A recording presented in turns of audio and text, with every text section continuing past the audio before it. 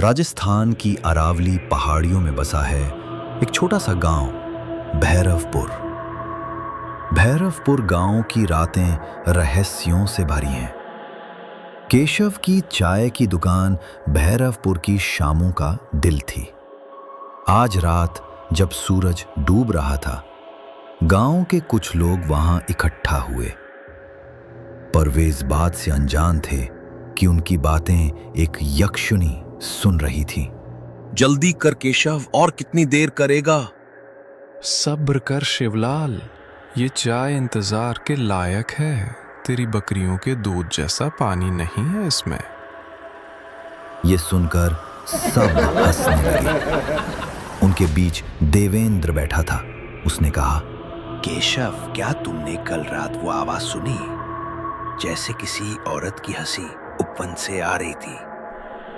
उनकी नजरें पीपल के पेड़ की ओर मुड़ी। शिवलाल ने कहा, हाँ, तू बहुत सोचता है देवेंद्र। धूप में चिट्ठियां छाटने से दिमाग खराब हो गया। धूप की बात नहीं, मैं मीना जी के घर एक पार्सल देने गया था उपवन के पास। हवा ठंडी हो गई और मैं कसम खाता हूं मैंने सुना एक हंसी, नर्म लेकिन गलत।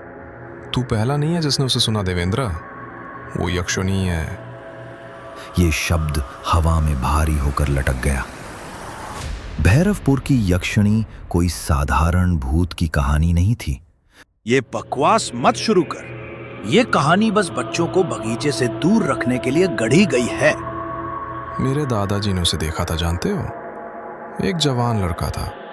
दोस्तों ने उसे आधी रात को पीपल के पेड़ पर जाने की चुनौती दी।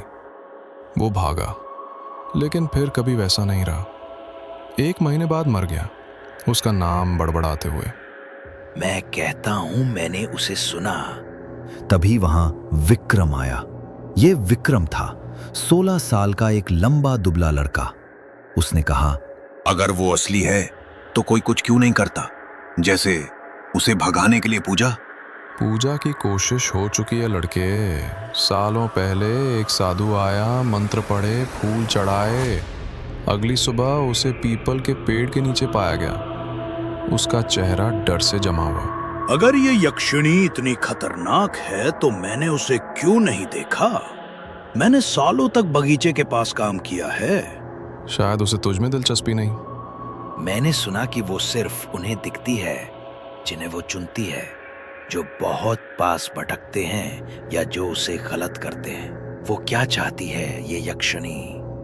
वो अभी तक यहाँ क्यों है? कुछ कहते हैं वो पेड़ से बंधी है, किसी चीज की रक्षा करती है, शायद खजाना या कोई श्राप। कुछ कहते हैं वो गुस्से में है, अपने साथ हुए अन्याय का बदला ले रही है। बस करो, मुझे किसी पुरानी कहानी से डर नहीं लगता। मैं साबित कर दूंगा कि ये कुछ नहीं है। शिवलाल, मत जा। जाने दे, वो वापस आएगा किसी सांप या परछाई की शिकायत करता हुआ। पुरुष देखते रहे जैसे शिवलाल की आकृति छोटी होती गई, उपवन के अंधेरे में समा गई।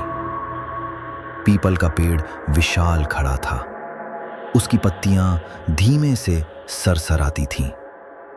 मिनट बीते, फिर एक चीख, एक तेज गहरी चीख ने रात को चीर दिया। पुरुष ठिठक गए, उनके ग्लास बेंचों पर खनक उठे। शिवलाल ठोकर खाता हुआ चाय की दुकान में वापस आया।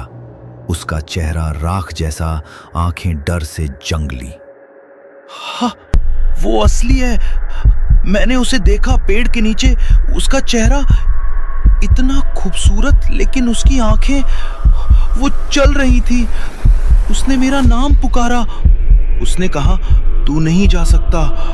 उसकी आवाज मेरे दिमाग के अंदर थी और हवा जैसे बर्फ में सांस ले रहा हूं। हमें कुछ करना होगा, वो गुस्से में है। शायद हमें उपवन से दूर रहना चाहिए। मैं उसका मजाक नहीं उड़ा रहा, मैं बस जवाब चाहता हूं। शायद हम उसकी मदद कर सकें। मैं तुम्हारे साथ जाऊंगा। मैं यहाँ अकेले नहीं रहना चाहता। ठीक है, लेकिन मैं अभी आ रहा हूँ। किसी को तो तुम मूर्खों को मरने से बचाना है। तीनों पुरुष देवेंद्र, विक्रम और केशव पीपल के पेड़ की ओर बढ़े। उनके कदम सूखी मिट्टी पर खटखटाते हुए। उपवन असामान्य रूप से शांत था। टिड्डे खामोश, हवा चमेली और सड़न की मिश्रित मधुर गंध से भारी। पेड़ की शाखाएं जैसे धड़क रही थीं, इसकी जड़ें सांपों की तरह लिपट रही थीं। यक्षिणी इस पेड़ से बंधी है।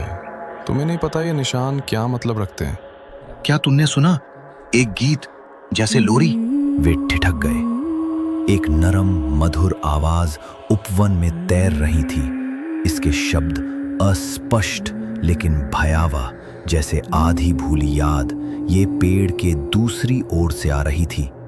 कमिनी, यक्षिणी, हमारा कोई नुकसान करने का इरादा नहीं। खुद को दिखाओ। मैं वापस जाना चाहता हूँ। तुम मुझे खोजते हो? क्यों?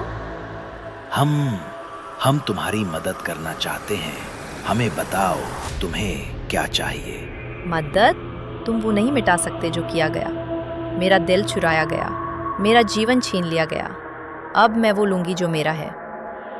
कमनी, हमें तुम्हारे दर्द के लिए खेद है। हमें बताओ तुम्हें कैसे मुक्त करना है। मैं इस जगह, इस दर्द से बंधी हूँ। तुम इसे साझा करोगे? विक्रम चीखा जब एक हवा का झोंका उपवन से गुजरा, यक्षिणी की हंसी को ले जाता हुआ। उसकी आकृति टिमटिमाई, फिर गायब हो गई, लेकिन हवा और भारी हो गई, अंधेरा और घना, जैसे उपवन खुद जिंदा हो।